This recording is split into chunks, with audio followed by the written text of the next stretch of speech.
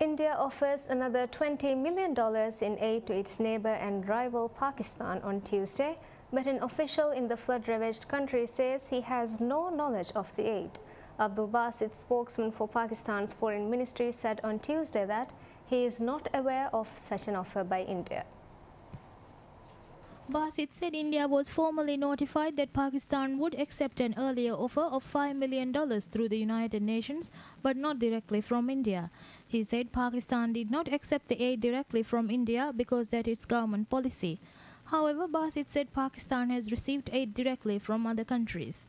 The world community has pledged up to help Pakistan recover from the devastating floods. More than 1,600 people have died in the colossal tragedy, according to the country's disaster authority. In the United States, Secretary of State Hillary Clinton encouraged donations to Pakistan Relief Fund in television and radio public service announcements released by the Ad Council. The new PSAs, which include television and radio spots and web banners, urge audiences to visit www.state.gov where they can make donations.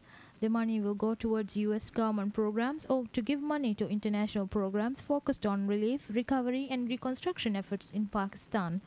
American companies are providing assistance, including $1 million from Coca-Cola and $1 million in dried food items from Sheraton, $1 million from BP and $600,000 in cash and water purification tablets from Procter & Gamble.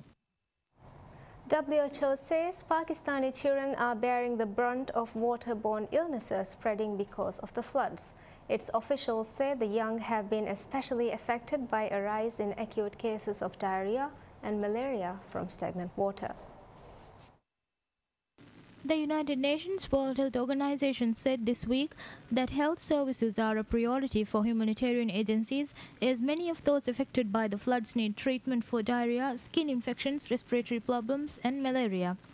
WHO said 400 of more than 1,000 health officials in flood-affected regions have been damaged or destroyed, and it could take months before such facilities can be rebuilt or restored. About 3.7 million people were reported to have received some medical treatment from July 29th to August 23rd. Of those, 500,000 were cases of acute diarrhea, 571,000 involved acute respiratory infections. There were 693,000 cases of infection and 94,000 suspected cases of malaria, the United Nations said. The floodwaters are beginning to drain away to the Arabian Sea, but inundations continued in parts of Sindh province. Few of the 8 million people displaced have clean drinking water. Floods spread west in Sindh when a breach was made on the right bank of the Indus about 2 weeks ago near Jacobabad city. Local politicians accused the authorities of making the breach to save Jacobabad and a nearby airbase which is allegedly being used by the US to launch Predator airstrikes in northwest Pakistan.